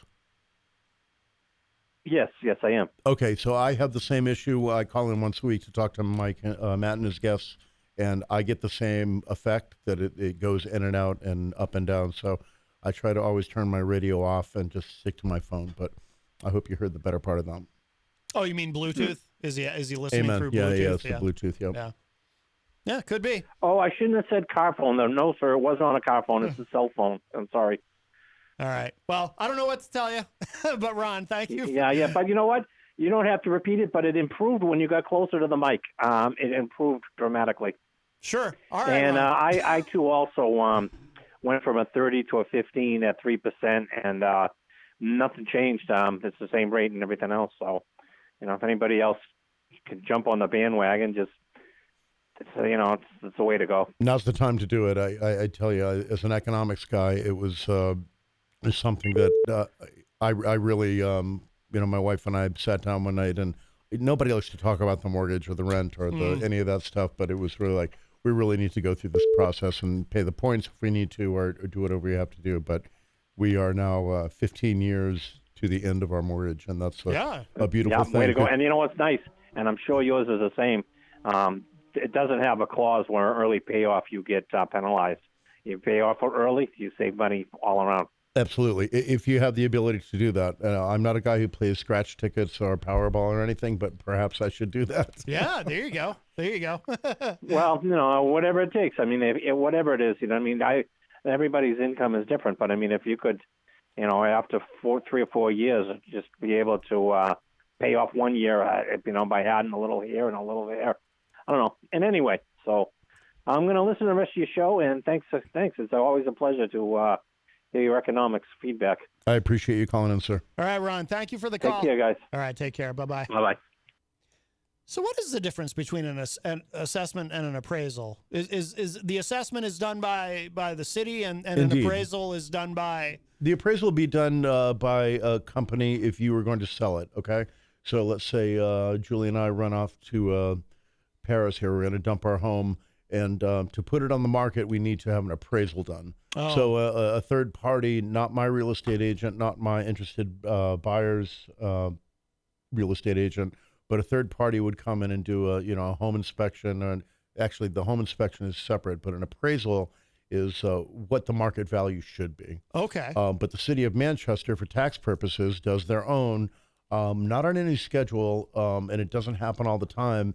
But it's just one of those things that lurks in the back of my head that, like, the day's going to come. And the day came this week where I got the letter, and we think your home is worth X, Y, Z. And, again, it's the double-edged sword of that's great, but, oh, my gosh, now you're going to tax me at this rate. Right. Why can't we keep it at the rate it was before? But, right. Inflation and appreciation, inflation has such a negative connotation. But appreciation is a real thing, my parents bought their home when we moved to New England and Salem, New Hampshire for $65,000. Wow. Not $165,000, $65,000. 30 years later, they sold it for, $200,000. So that's appreciation. That's a lot of appreciation, yeah. Yeah. And, the real estate is one of those vehicles. Our former president, Donald Trump, has made a lot of money in that arena of, real estate appreciating. When you do it in the short term, it's called speculation, which is gambling, basically. Yeah. But if you buy something and hold on to it, some of the properties. I live up in the north end, and on the corner of Daniel Webster Highway and Campbell, there used to be a gas station there, and it was another gas station, and then it was defunct, and it was just kind of a lot. I think they're building a convenient MD or something like that. But I guarantee you the people who built the gas station there 15, 30, 20 years ago, whatever it was, paid a heck of a lot less than this, what I think is going to be, again, an urgent care or something like that. But it's a beautiful corner piece of property that in Manchester is rare to find. I thought we had a call. Tom Blanchard in the chat room says, up and up and up goes the value. Yeah, no, that makes sense. So where it's a double-edged sword, and I mean, you just never. You're kind of at their mercy, right? In that sense, they can just arbitrarily decide. I mean, as far as the assessment part of it, they can just arbitrarily decide. We think it's worth more. It is somewhat arbitrary. I mean, I didn't have somebody come knock on my door and kind of look around and say this is what we're going to charge you. Right. We have a call. Hi, welcome to Matt Connarton Unleashed. Who's this? Ryan Seacrest here. When you have a busy schedule, it's important to maximize your downtime. One of the best ways to do that is by going to ChumbaCasino.com. Chumba Casino has all your favorite social casino games like spin slots, bingo, and solitaire that you can play for free for a chance to redeem some serious prizes. So hop on to ChumbaCasino.com now and live the Chumba life. Sponsored by Chumba Casino. No purchase necessary. VGW Group. Void where prohibited by law. 21 plus. Terms and conditions apply. Hi, this is Mary Brunsfront. I heard his angelic voice, so I had to call. But I think your guest kind of addressed the question I was going to ask. That isn't the appraisal value of your home different than the market value. I think, like, isn't appraisal like it's footage, it's this, it's that, but is the market value based on what other houses in your neighborhood or your area are selling for? Which so the market, you're absolutely right, my friend. The market value, versus an appraised value, is very different. Again, I'm up in the North End, and there's a little cottage cape, they call it, that had an open concept that sold in the neighborhood of $500,000. But that was based on things like location. Right. Location. Schools, amenities, whatever. Yes, ma'am. The highway, whatever. Yeah, so it was based very much on, as Matt said, arbitrary almost. But it has to do with kind of intangible things rather than, the brick and mortar of this building is worth $165,000 or something like that. It's it's why you go down to the Cape Cod and things like this, or out near the shore in New Hampshire. Why the homes are, you can have a little shack on the shore, but it's worth $500,000, and that same little shack here in the certain part of Manchester would be worth peanuts. So you're absolutely right. I mean, if I'm answering your question properly. Okay. Yeah, you absolutely are, and I think you kind of addressed that before when I was listening, and I'm like, oh gosh, I'm too late. But yeah, because I thought like that was like a little difference, but I agree because I actually didn't have a mortgage, but when the rates went down so low, I just refinanced for minimal and paid off my kids' college, so I could sleep at night. But yeah. Now you paid off their college, because the appraisals aren't cheap either. I mean, that's like $400 or $500 thing just to have. I mean, a private appraisal. A private appraisal, and I got to tell you, it's a heck of a good living. I knew a guy who appraised one of the houses that I had about 20 years ago, and he pulled up in a very, very, very fancy sports car. And I said, so what do you do? And he's like, well, this is my retirement job, and yes, I make a very comfortable living, and that's why you're paying and you're me. Paying for a new set of tires. Yeah, exactly. This is why you're paying for my $700 set of tires, just the front tires, to get my house appraised. But that was, again, I think, as I was trying to talk to Matt about, it's an independent thing that I had done that my real estate agent had said, let's get your house appraised and then get it on the market, which, of course, I wanted to be in the highest positive direction that I could. Right. Exactly. Yeah, because I think like a few years ago it was like the rates were so low, and they still are. I don't know what the rates are now, but I don't care. I've been there, done that, and it was painless. Well, depending on your credit, we're in the threes, in the mid threes, something like that. It does depend on your credit history and things like that. Matt and I had talked about private mortgage insurance, the PMI, which has to do with the bank, and you're insuring the bank in case that you split town or whatever. Right. Yeah. It is interesting. It's very interesting. And because I got my the city one, and I don't even want to say it on air, but it's like it was definitely higher than I had been, but not as high as I thought it could be. So we'll just go with that. So even if you had to spend a couple of bucks, and I'm assuming you had to, it's worth it in the long run to get yourself down to 15 years rather than a 30, correct? Right. Even if you had to pay points, or sometimes they'll add $1,000 on here via points or mortgage fees or things like this.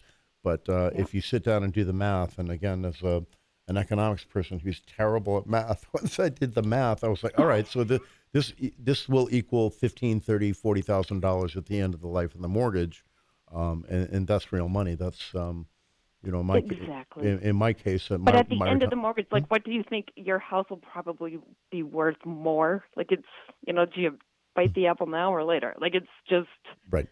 Well, according to the city of Manchester, I'm sitting pretty right now. So, see this new watch? I don't know if you're watching us in the chat room, but there you go.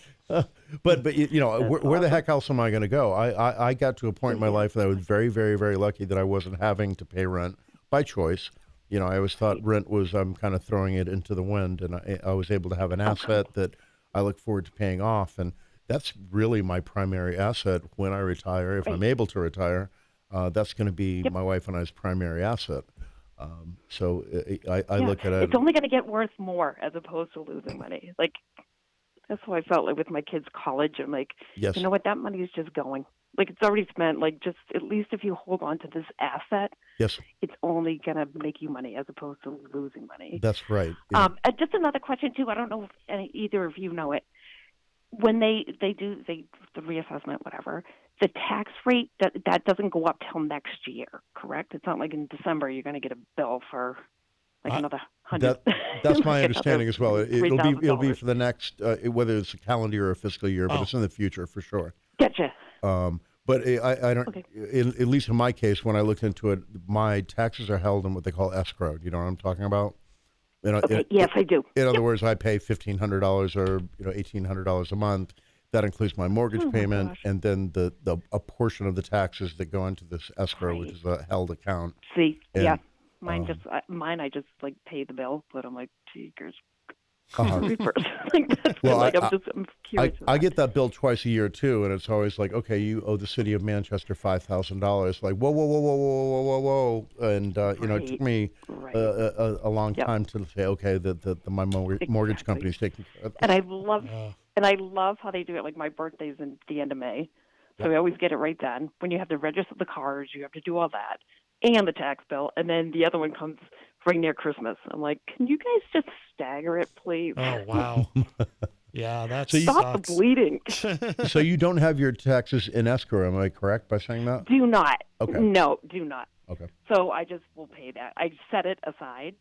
But yeah, I don't have it in escrow. Okay. But the mortgage is relatively low, so I'm not just by paying off, refinancing the house, which didn't have a debt, and to pay off the $250,000 whatever college bills. Good heavens! Don't laugh at me.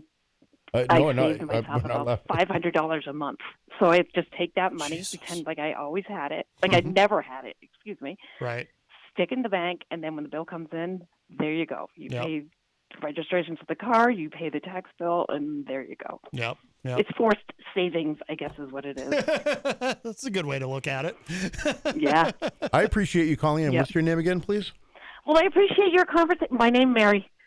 Mary. Ron knows me. Yeah, he I think he thinks I tickle his fancy because I just heard his voice and I was laughing. Well, I appreciate your calling. I'll probably call in again.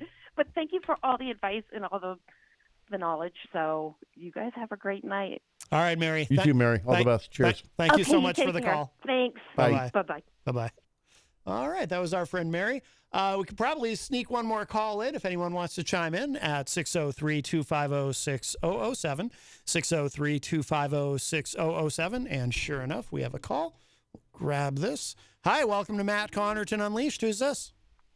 Hi, Matt. This is Ronnie. Yeah, I guess Mary knows me well about calling back in. But what I'm asking for is these tax increases.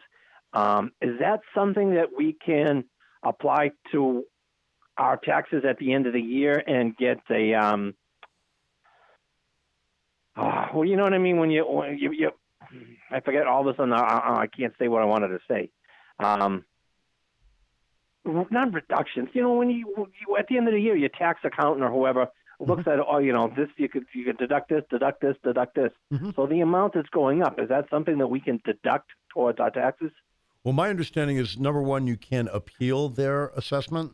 Oh. I don't know how successful that process would go. My thought is probably not very well. Yeah. But, what they do look at is, so I'm in a condominium development, so I'm not allowed to, let's say, put a gazebo in my backyard, or, I could enclose my back porch. I do have a back porch. But it's the type of thing that if you put a swimming pool in that you didn't have a year ago, or you doubled the size of your driveway, or, not something trivial like put a basketball net up or something, but if you make significant improvements, you put an addition on, they are certainly going to look at that to do it. But you do have a process where you can say, oh, you say my house is worth $200,000, I only paid $100,000 for it. And even with the progress of time and appreciation, I'm going to contest it. I assume you get the letter, sir, if you own your home.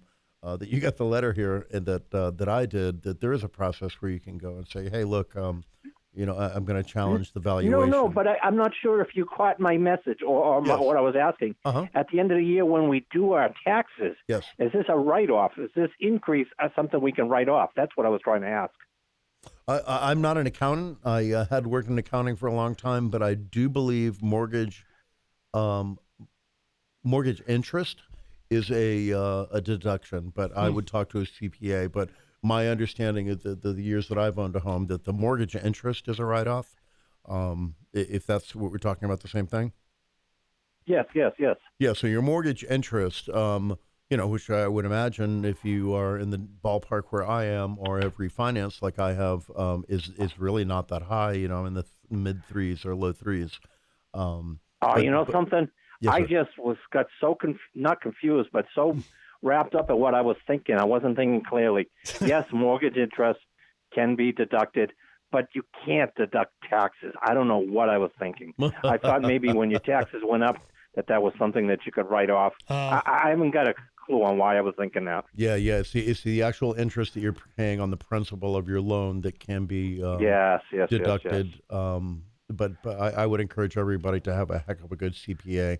It's worth the money spent. I've been through Hades and back, to be diplomatic, with CPAs and folks who know what they're talking about and how they do it and how to protect yourself. It's often said that people who have lots and lots of money pay very little taxes, and that's the absolute truth, and that's another whole program. Right. I would also encourage people to go over their insurance policies, make sure that their house is insured for the value of today's market, not 20 years ago when you bought the house. So excellent point. Excellent point, especially in the light of the reassessment here that I've had. That's an excellent point that it rings through in my head right now. Am I insured to what the city of Manchester says? If I get the roof blown off, am I insured to that level? What the city of Manchester says I have now. So excellent point. All right, we got to wrap up. We're almost out of time. Ron, thank you. Thank you, Ron. Thank you so much for the call. All right, thanks, guys. All right, you Have a guys. great day, See you man. later, Mary. All right, See you, bye-bye. Mary. All right, Ron leaves us. We are just about out of time. Mike, anything else you wanted to mention on the subject before we wrap up? Not on the subject. I've got some stuff coming down the pike here next week. Like I said, I've learned a little bit about your radio structure here and how you guys do what you do. And I've dug my teeth into some stuff. We're going to dig into something called essentialism next week by the author Greg McKeown that I really have learned a lot about, but I didn't have the time here to talk about that today. I want to thank Mary Russell up at the library up in Concord, the state library, who kind of turned me onto this stuff, has really enlightened me, and I'm going to dig into that next week. And then, as always, I do want to mention our sponsor for this show, the Hop Knot at 1000 Elm Street in Manchester. I will be there as my stage name, Grant Lambton, on Friday night. Please come by. We have a heck of a lot of fun. It's a fantastic, diverse crowd, and everybody's happy. It's really one of the coolest places in Manchester, and I'm very lucky to play over there. So I will strap on my guitar and try to croon to you and hold your attention. And if I don't hold your attention, they always have, one screen has Cartoon Network, and then there's often sports, and then there's often some sort of news program. But I really had a lot of fun playing to the U.S. Open tennis match and Adventure Time at the same time. Oh, there you go. Oh, I like Adventure Time. I do too. I haven't seen it in a long time, but all right. Thank you so much, Mike Sutterth with You're very welcome. Tweakonomics. And if you miss any part of today's show, it will be up in just a little bit at WMNHradio.org and on my website, mattconnerton.com. And that's going to do it for us for now. I will talk at y'all a little bit later. Bye, everybody. Yeah.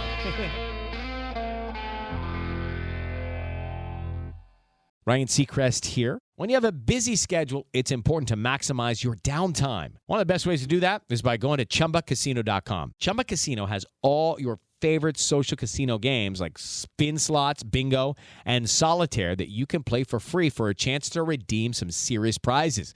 So hop on to ChumbaCasino.com now and live the Chumba life. Sponsored by Chumba Casino. No purchase necessary. VGW Group. Void where prohibited by law. 21 plus. Terms and conditions apply.